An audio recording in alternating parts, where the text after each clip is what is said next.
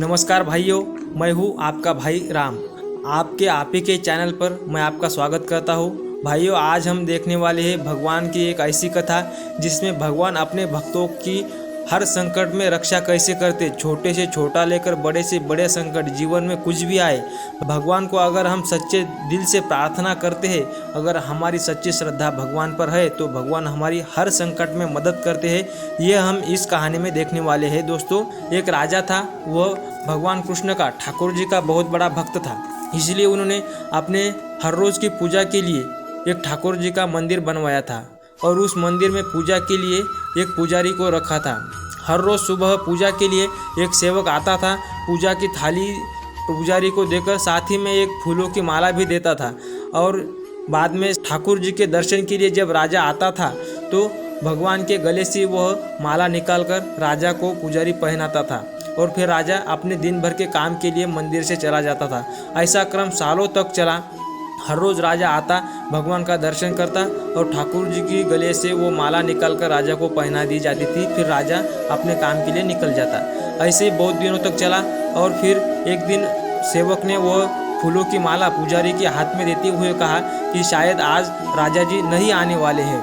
तो फिर पुजारी जी ने ठाकुर जी की पूजा की और उन्होंने ठाकुर जी के गले में वो माला पहनाई। और फिर पुजारी जी के मन में आया कि मैं पिछले 40 सालों से ठाकुर जी की पूजा कर रहा हूँ, लेकिन मुझे वह सौभाग्य प्राप्त नहीं हुआ कि भगवान के गले की माला मेरे गले में पड़े। आज वह सौभाग्य का दिन आया तो पुजारी जी ने ठाकुर जी की गले की माला अपने गले में पहन ली।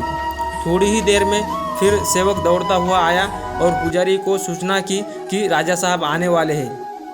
पुजारी जी घबरा गए कि अगर राजा ने पुजारी के गले में फूलों की माला देख ली तो वो क्रोधित हो जाएगा और पुजारी को दंड करेगा। तो पुजारी ने तुरंत अपने गले की माला फिर से ठाकुर जी के गले में डाल दी और राजा जी आए, दर्शन किया और पुजारी ने ठाकुर जी के गले की माला निकालकर राजा के गले में पहना दी। राजा ने बड़े ध्यान से देखा कि माला पर एक सफ़ेद बाल दिखाई दे रहा था। तो राजा ने पुजारी को पूछा कि यह सफ़ेद बाल किसका है। पुजारी घबरा गया। अगर राजा को पता चला कि वह सफ़ेद बाल पुजारी का है और उसने यह पहचान लिया कि मैंने यह माला अपने गले में पहनी थी, झूठी माला ठाकुर जी को और झूठी माला राजा को पहना दी, यह अगर राजा को समझ लिया तो मुझे वो निश्चित ही दंड करेगा और बहुत बड़ी शिक्षा भी देगा। तो पुजारी ने झट से झूठ बोल दिया कि वह जो सफ़ेद बाल है वो ठाकुर जी का है। राजा ने सोचा कि पुजारी गलती तो करता है, ऊपर से झूठ भी बोलने लगा है। तो उसने बोला कि मूर्तियों के बाल कब से सफ़ेद होने लगे हैं। मैं कल खुद आऊँगा और श्रृंगार के समय अपने आँखों से देखूँगा कि मूर्ति के बाल सफ़ेद कैसे हो गए।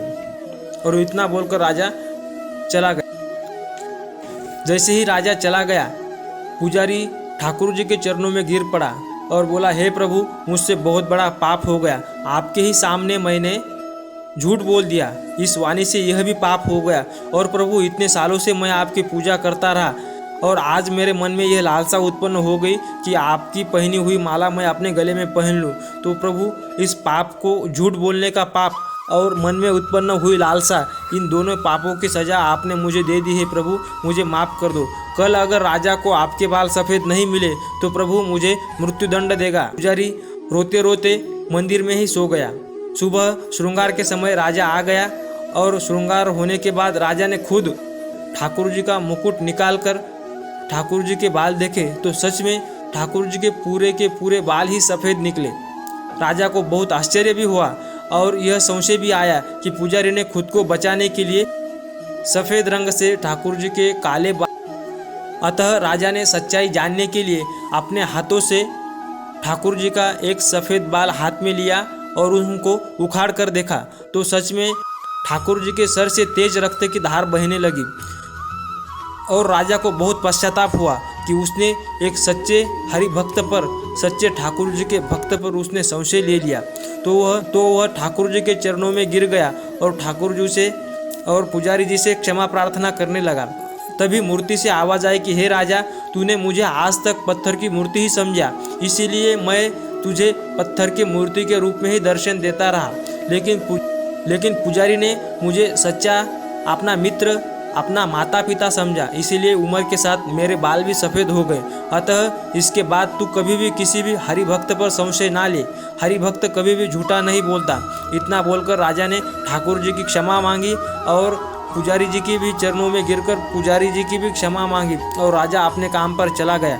तो दोस्तों, इस कहानी से हमें यह देखने को मिलता है, अगर हम सच्चे मन से भगवान पर हमारे जीवन का पूरा भार डाल दे तो हर छोटे से छोटे संकट को लेकर जीवन में बड़ी से बड़ी विपत्ति आए तो भी भगवान हमारी रक्षा करते हैं और उस विपत्ति से हमें छुड़ाते हैं। तो दोस्तों, आपको यह कहानी कैसी लगी? तो अगर आपको यह कहानी पसंद आई तो दोस्तों इस कहानी को लाइक करें और इस चैनल को सब्सक्राइब ज़रूर करें और कहानी के बारे में जो आपके विचार है वो कमेंट में ज़रूर बताएं।